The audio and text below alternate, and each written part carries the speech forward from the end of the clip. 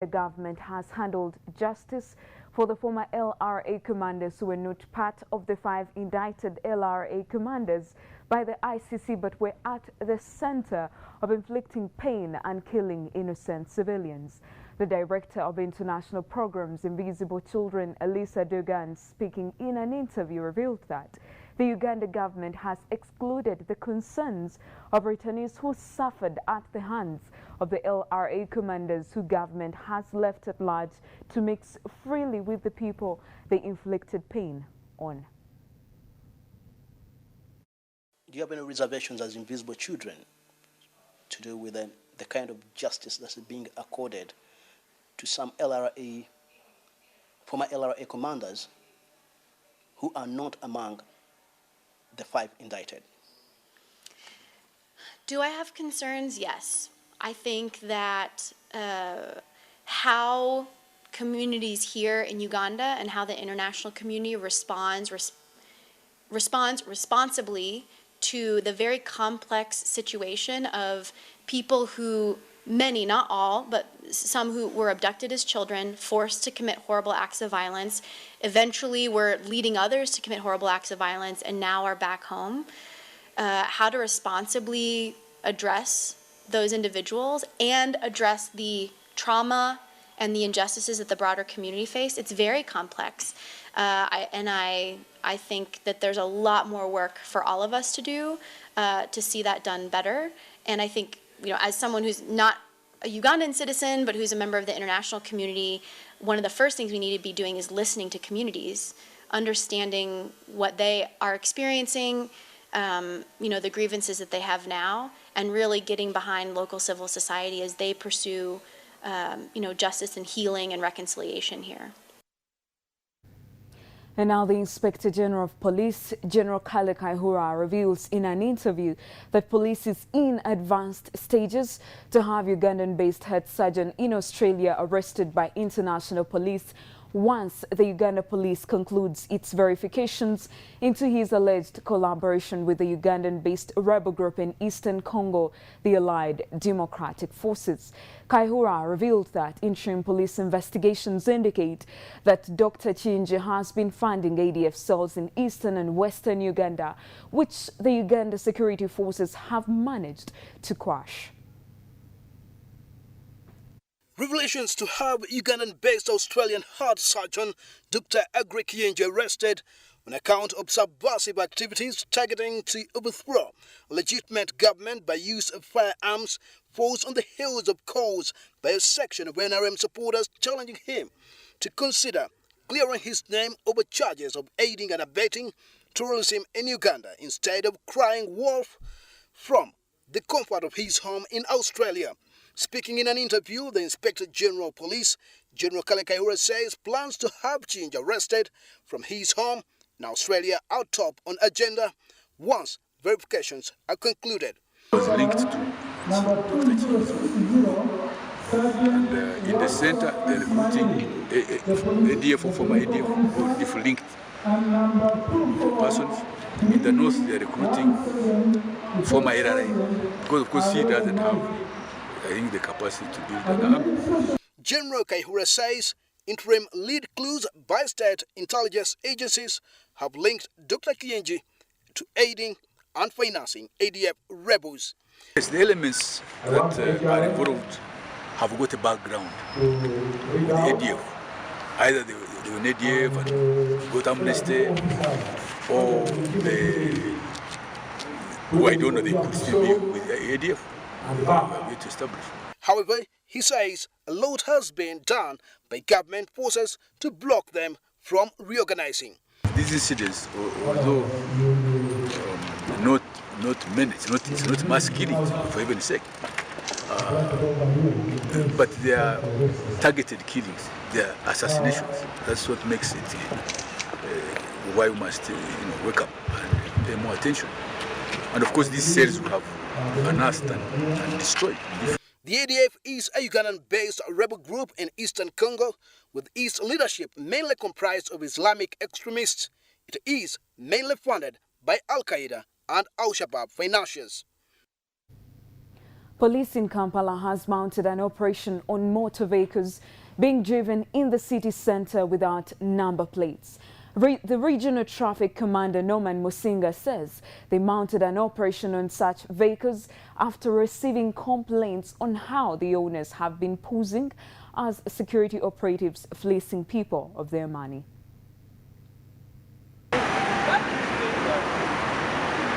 The operation began on a sad note at the Central Police Station when the regional traffic commander for Kampala Metropolitan ordered for the arrest of a one Kalyango who had parked one at the Central Police Station without a number plate.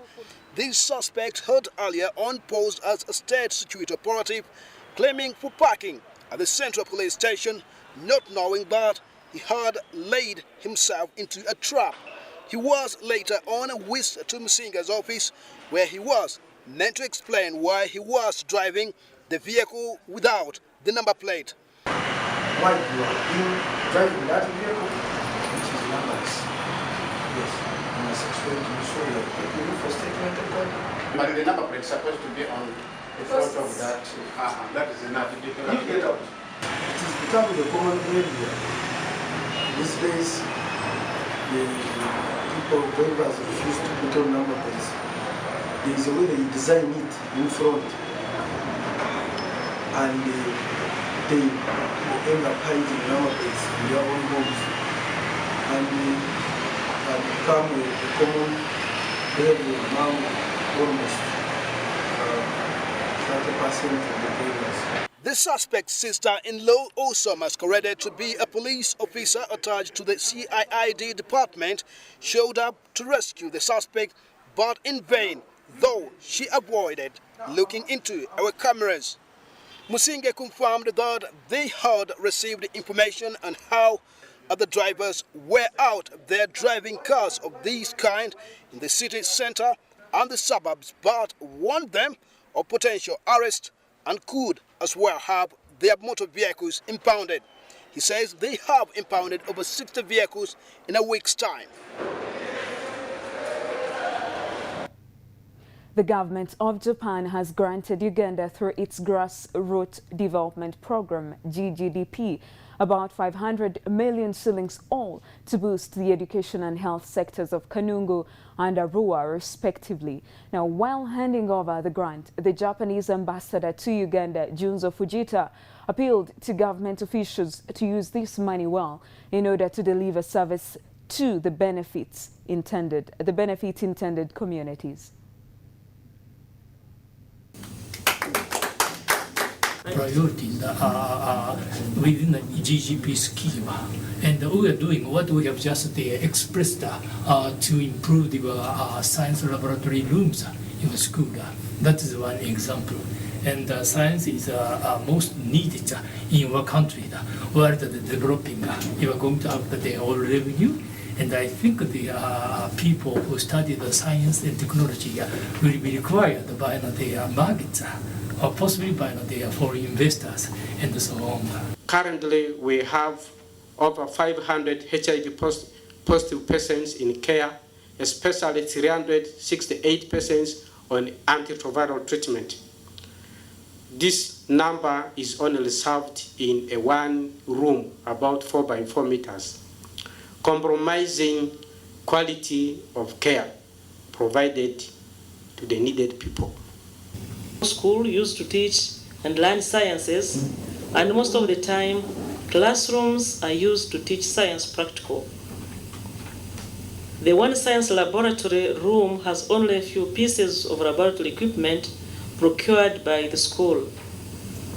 The school is currently finding it difficult to provide the students with adequate laboratory space and equipment for students to excel in science as per government policy.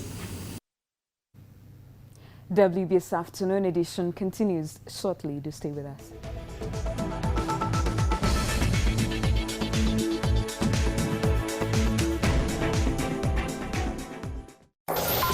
Yamile always sleeps with Ignacio, always! It's just that I really wanted to ask Yamile what she thought about it. Isn't Ignacio?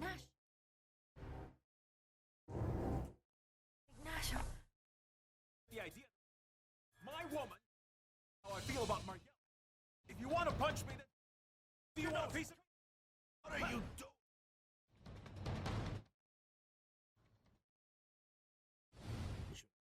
Or should I go? Life of innocent. Me, what a... The one who's immoral and you cheated on, even lied to him about your son. In love with Castillo. Worse. Please don't. Because it is. Stubborn. Coming soon on WBS TV.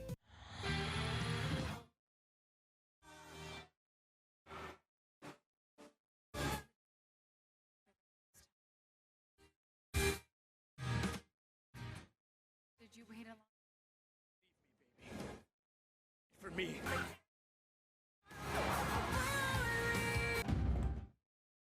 It looks good on me, right? Natalia, don't think... Obsession. The difference.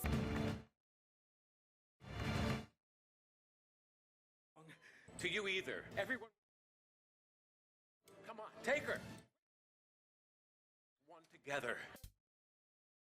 Coming soon on WBS.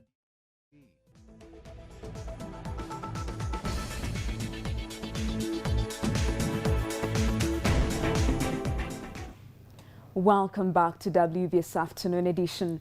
The federal government in Nigeria has released the details of new duties and levies payable on imported new and used vehicles as well as imported new tires from next year, raising the tariff from 20% to 70%. Dealers of imported vehicles estimated that the new rate would translate into an increase of 60% on imported cars. Looking after his investment, Waziri Salihu saved for years before buying this used car imported from Europe. He needs a new one, but like many other Nigerians, he fears that he cannot afford it. Who knows, maybe this is the last car I'm going to drive in my life from what government is trying to do, because I can't see me here with the little amount of money I'm getting to buy another car when it is implemented. But the government is pushing ahead with its new auto policy, which raises tariffs on imported cars up to 70%. In the future, we may not be able to afford to even import the vehicles we need. And that future is even now with this collapse of the prices of crude oil.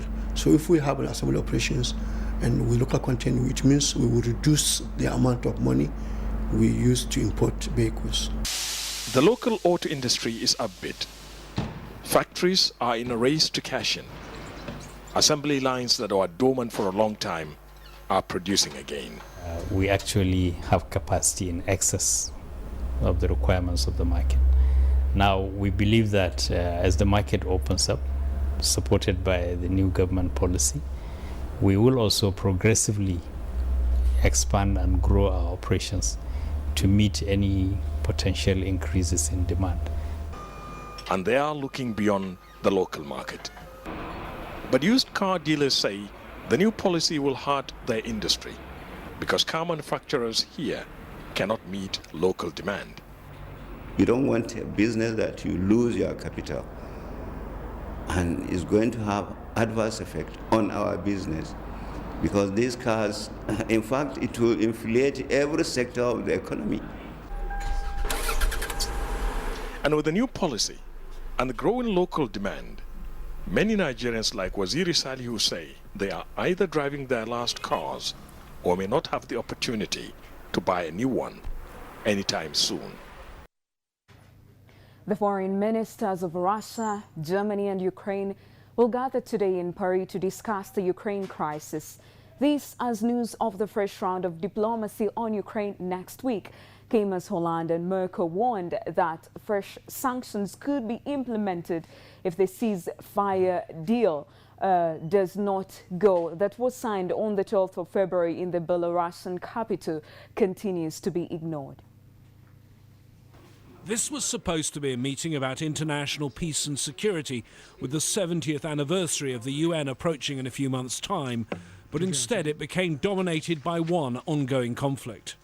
Russia, represented by Foreign Minister Sergei Lavrov, was one of the first countries to speak, and he mentioned Ukraine only briefly. But many other countries used their speeches to highlight recent violence and to blame Russia for it. Russia today is training, arming, supporting and fighting alongside separatists who have brutally seized Ukrainian territory, a blatant violation of the UN Charter and an assault on its neighbors' sovereignty, independence and territorial integrity, one that has already cost some 5,700 lives and forced the displacement of more than 1.7 million Ukrainians. Ukraine's foreign minister told the council Russia was turning his country into a shooting range. In an interview with Al Jazeera, he told me he wants EU or UN monitors sent to his country. We've been contemplating the idea of putting additional element. It could be UN element, it could be EU element on the ground. And we need to stabilize the touchline in order to eliminate the possible threats for further attacks. It's exactly what we have in mind.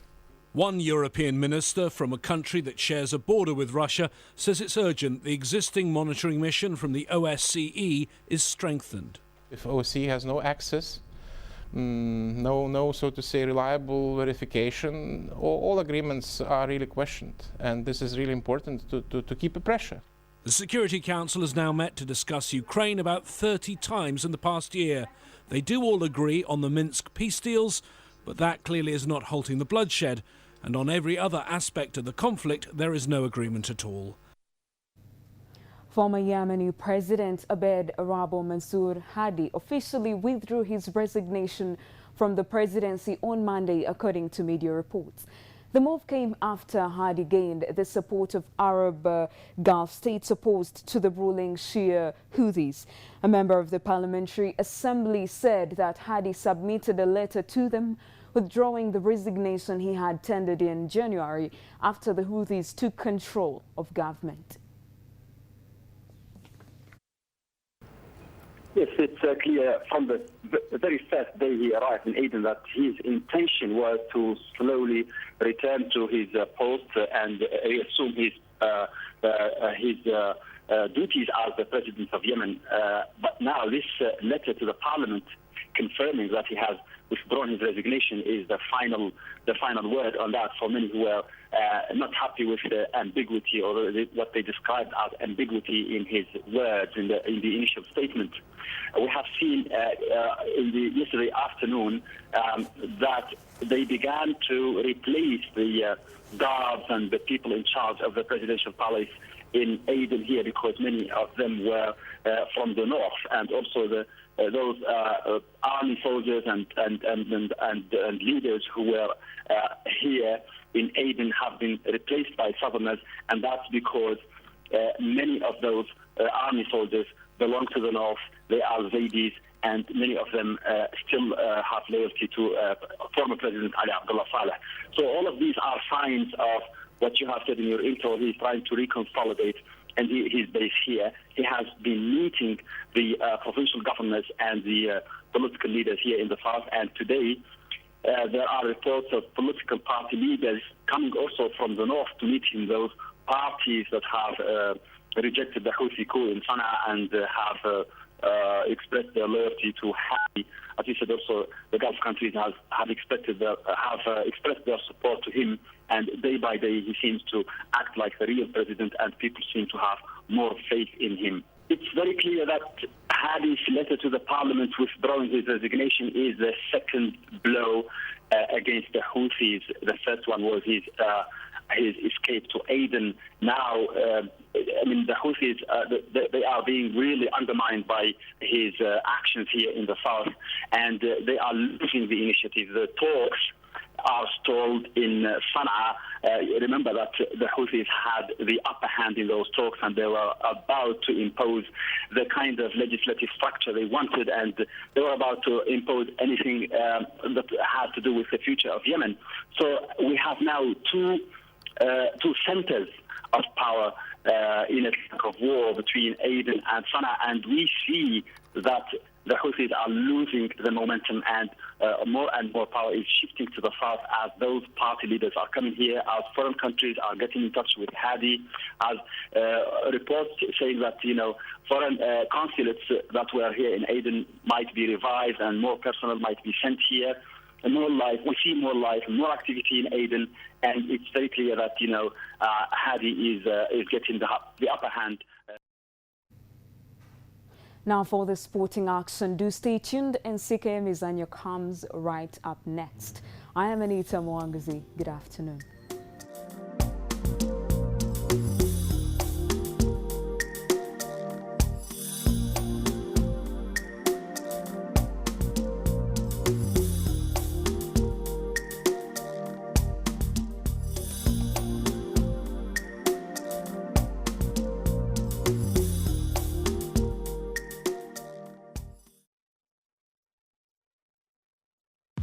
Listen, ambition runs deep in all of us, but the self-belief to chart your own path, to strive for your own success, now that's something else. It's about finding that extra drive to face adversity